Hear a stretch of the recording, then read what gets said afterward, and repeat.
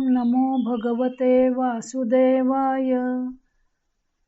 सार्थ सुबोध ज्ञानेश्वरी. लेखन व वाचन सौ मनीषा भास्कर अभ्यंकर, महाराष्ट्र, मिरज 416410.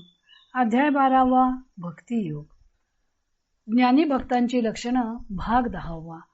ओव्या आहेत 207 ते 213 आणि गीतेचा श्लोक आहे 19वा.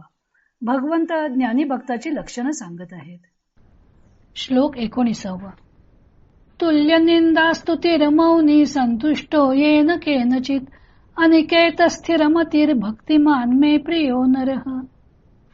निंदा व स्तुती समान मानणारा, मौनी, जे जे काही होईल त्यामध्ये संतोष वृत्ती ठेवणारा, कोठेच आश्रय धरून न राहणारा, स्थिर बुद्धी असलेला जो भक्तिमान मनुष्य तो मला प्रिय आहे.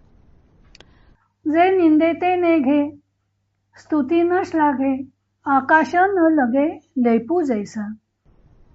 जो निंदेने खिन्न होत नाही व स्तुतीने चढून जात नाही, ज्याप्रमाणे आकाशाला रंगाचा लेप लागणे शक्य नाही, तैसे निंदे आणि स्तुती मानू करुनी एके पाती, विचरे प्राणवृत्ती जनी वनी. त्याप्रमाणे निंदा अथवा स्तुती यांचा त्याच्या मनावर काही एक परिणाम होत नसल्यामुळे तो निंदा आणि स्तुती यांना सारखाच समान मान देऊन प्राणासारख्या उदास वृत्तीने लोकांच्या मध्ये व रानामध्ये संचार करतो. साच लटिके दोन्ही, बोलोनी न बोले जाहला मौनी, जो भोगिता उन्मनी आरा येला. खरे व खोटे ही दोन्ही बोलून न बोलल्यासारखे असल्यामुळे तो मौनी झाला आहे.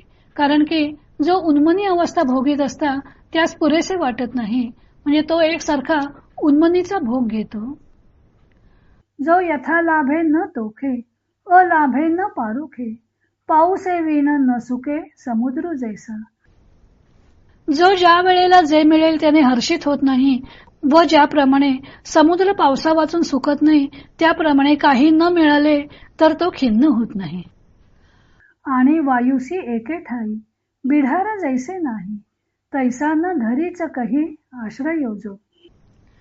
आणि ज्याप्रमाणे वायू हा कोठेतरी एकच जागा धरून राहत नाही, त्याप्रमाणे जो कोठेही आश्रय धरत नाही.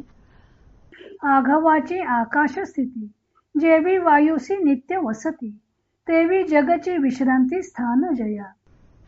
ज्याप्रमाणे आकाशाच्या सर्व विस्तारात वायूची नित्य वस्ती आहे, त्याप्रमाणे संपूर्ण जग हे ज्याचे विश्रांतीचे स्थान आहे. हे विश्वची माझे घर, ऐसी मती जयाची स्थिर, किम बहुना चराचर आपण जाहला. हे विश्वच माझे घर आहे असा ज्याचा दृढनिश्चय झालेला असतो, फार काय सांगावे. सर्व स्थावर जंगमात्मक जग जो अनुभवाच्या अंगाने आपणच बनलेला आहे. निंदा आणि स्तुती समान मानणे, मौनी, नित्य संतोषी, निराश्रय, स्थिर बुद्धी व भक्तीने युक्त अशी ज्ञानी भक्ताची लक्षणं भगवंतांनी या श्लोकामध्ये सांगितलेली आहेत. ज्ञानदेवांनी त्यांचं स्पष्टीकरण करताना सांगितलं आहे की असा भक्त हा आसक्ती विरहित असल्यामुळं समबुद्धी असतो, त्यामुळे त्याच्या मनावर निंदास्तुतीचा काही परिणाम होत नाही. आकाशावर कोणत्याही रंगाचा लेप चढत नाही, ते अलिप्तच असतं. तसा हा भक्तही अलिप्त असतो. कोणी निंदा केली म्हणून दुःखी होत नाही व कोणी स्तुती केली म्हणून गर्वाने फुलून जात नाही. निंदा व स्तुती यांना तो एकाच पंक्तीला बसवतो. नुसतेच बसवतो असं नाही, तर मानू करूनी त्यांना सारख्याच सन्मानाने एका पंक्तीला बसवतो. मग प्राण जसा सगळ्यांच्या देहात सारखाच विचरण करतो, त्याप्रमाणे तो भक्त जनात असू दे नाहीतर वनात असू दे, सर्व ठिकाणी सारखाच वावरतो. अशा प्रकारे आकाश व प्राण या दृष्टांतांनी ज्ञानदेवांनी त्या भक्ताची समबुद्धी कशी असते ते स्पष्ट केलेले आहे. मौनी या पदाचे स्पष्टीकरण करताना ते सांगतात की तो खरे व खोटे असे दोन्ही प्रकारचे बोलणे सोडून देऊन मौन धारण करतो आणि सतत उन्मनी अवस्थेत असतो. ज्ञानी भक्त येन केनचित संतुष्ट असा असतो असं भगवंत सांगत आहेत. तर सर्व प्रकारे कोणत्याही परिस्थितीत संतोष मानणारा असतो, कारण त्याचा संतोष बाह्य परिस्थितीवर अवलंबून नसतोच. त्यामुळे लाभ होवो अथवा हानी होवो त्याची संतोषी वृत्ती टिकून असते. ज्ञानदेव ही गोष्ट समुद्राच्या उदाहरणाने स्पष्ट करतात. पाऊस पडला म्हणून समुद्र आनंदी होत नाही किंवा नाही पडला तरी दुःखी होत नाही. सर्व काळी त्यातील पाणी तेवढंच असतं. तसेच ज्ञानी भक्त सर्व प्रसंगी सारखाच संतुष्ट असतो. पुढे भगवंतांनी अनिकेतः असं भक्ताचं लक्षण सांगितलेलं आहे. घराचा आश्रय करून न राहणारा असा त्याचा बाह्यतः अर्थ होतो. त्यामुळे संन्यासदर्शक हे पद असावं असं वाटतं. पण भगवंत भक्ताचा जनामध्ये व्यवहार कसा असतो ते सांगत आहेत. तेव्हा घरादाराचा त्याग करून वनात जाऊन राहणारा असा अर्थ करता येणार नाही.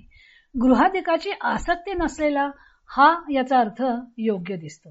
भक्त अनासक्त असल्यामुळं त्याची गृहाधिकांमध्ये सुद्धा आसक्ती नसते. ज्ञानदेव या पदाचं स्पष्टीकरण करण्यासाठी वायूचं उदाहरण देतात.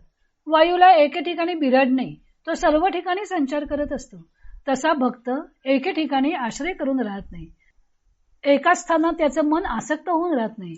पुढे स्थिरमतीही या शब्दाचं स्पष्टीकरण सुद्धा त्यांनी वायूच्या उदाहरणानं केलेलं आहे. वायू आकाशालाच आपलं वस्तिस्थान मानून राहतो. तसे संपूर्ण जगच भक्ताचे विश्रांतीचे ठिकाण असतं. किंबहुना संपूर्ण चराचरच तो स्वतः होऊन राहतो. भगवंताने 7व्या अध्यायात वासुदेव सर्वमिती स महात्मा सुदुर्लभ असं ज्ञानी भक्ताचं वर्णन करताना म्हटलेलं होतं. सर्व काही वासुदेवमय आहे असा त्या भक्ताचा भाव असतो. पण असा भक्त दुर्लभ असतो असेही त्यांनी म्हटलं होतं. ज्ञानदेवाने त्यावर टीका करताना म्हटलं होतं की हे समस्त ही श्री वासुदेव ऐसा प्रतीती रसाचा वोतला भावो म्हणून भक्ता माझी रावो आणि ज्ञानी या तोची. तेच वर्णन ज्ञानदेवानी हे विश्वाची माझे घर या ओवीत केलेले आहे. अशा प्रकारे ज्ञानदेवाने भगवंतांनी सांगितलेली भक्ताची लक्षणं स्पष्ट करून सांगितली आहेत. पुढे ज्ञानदेवाने श्रीकृष्णांचे विठ्ठल रूप, हरिहरैक्य व भगवंतांचे भक्तावरील उत्कट प्रेम वर्णिलेला आहे. तो भाग आपण उद्या पाहू.